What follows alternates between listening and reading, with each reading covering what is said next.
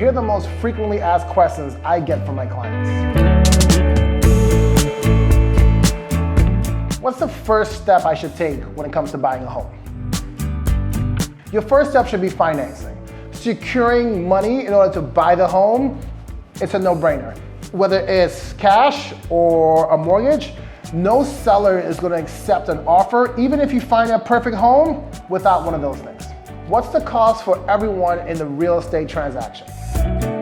So there's four main people I like to think of: your realtor, your lender, your attorney, and your inspector.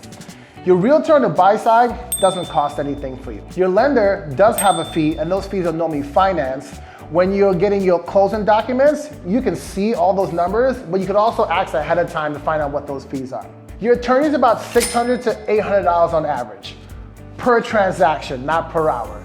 You're gonna pay that at the end. It's kind of lumped up into your closing cost. The cost of an inspector depends on the size of the place that you're buying. Something smaller, say like a 1-bedroom, 1-bath, will probably be around $300 to $400.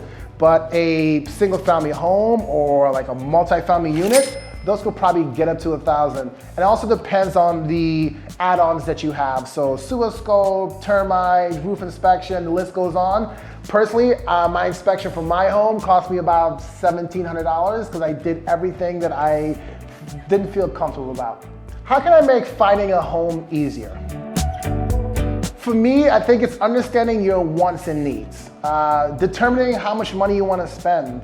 Just because you're approved for a certain amount doesn't always mean you want to spend that much.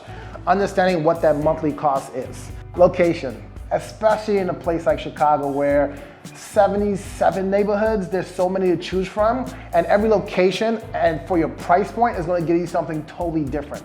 I find sometimes clients confuse themselves when they're looking at $400,000 in the South Loop and then $400,000 in Edgewater. And those are two entirely different projects, so figuring out location is going to be key. The next thing is going to be timeline. So when do you want to move in? When do you see yourself living here? Without a timeline, there's always another home, and there's no sense of urgency to buy a place. And for me, unless you kind of put that date down, be it school starting for my kids, or we want to do it before the wedding, or my lease is ending, without that date, we're just going to be doing this forever, and it seems like we're not getting anywhere. Lastly, must-haves. Do you need 2-bedroom? Does it have to have parking? Do I need a second bath? Do I need storage? There's some non-negotiables for sure that you would want to put in that list, but there's also some things that would be nice to have. And as you go through this process, some of the things that are in the must-have might float into the nice-to-have, and some of the things that are nice-to-have might float into the must-have. So figuring out what you really want can make this process a lot easier. So I found a perfect home. How do I make an offer?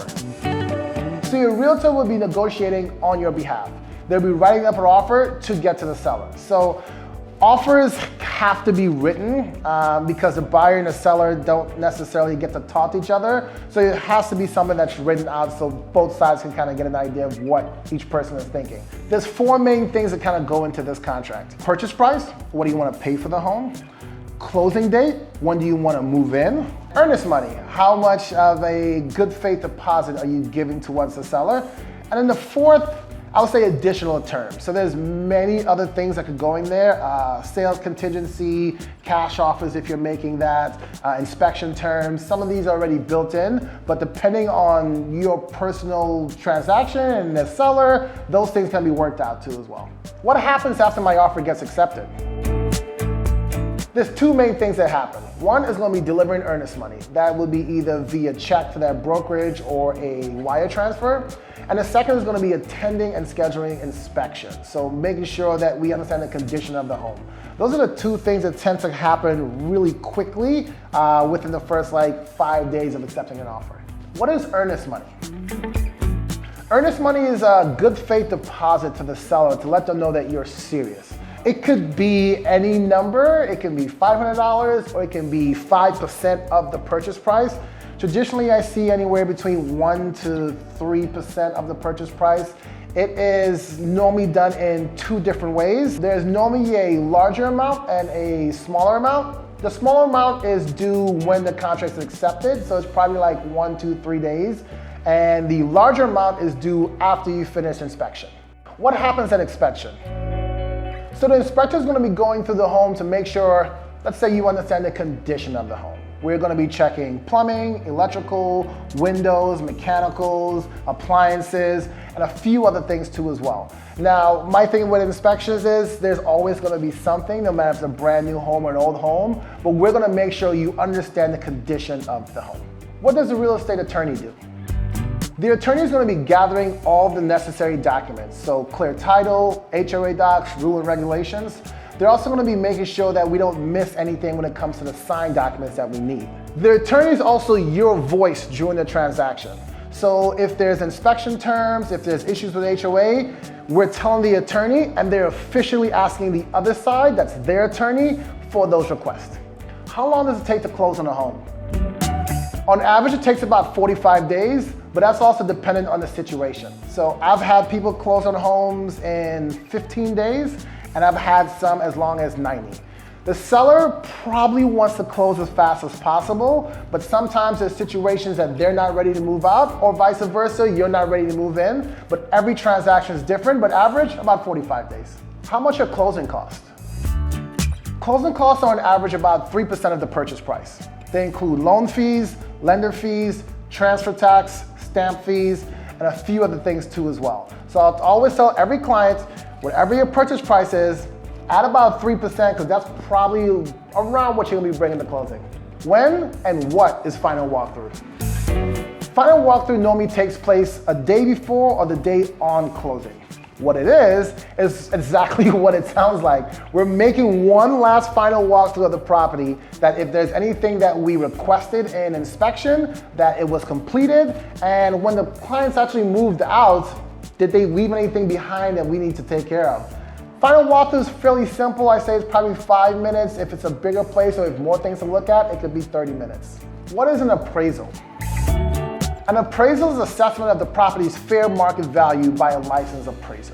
You need this appraisal to obtain a mortgage, because the bank isn't going to lend you the money unless the property is worth the actual purchase price. What if I change my mind while I'm under contract?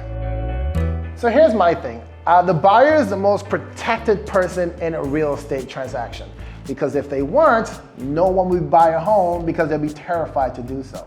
There are multiple, I'll say, contingencies for you to back out. First one is inspection. If you find anything in inspection that you did not like, you can back out. It could be the smallest thing. It could be a nail, or it could be something like a leak. That gives you an opportunity to walk away. Condo docs, rules and regulations. If there was something in the condo docs that wasn't fully explained to you, or we thought otherwise, I think the big ones are pets and rentals. Say you had a couple more dogs than they allow, or you thought you could rent this place out, this is an opportunity for us to head on out.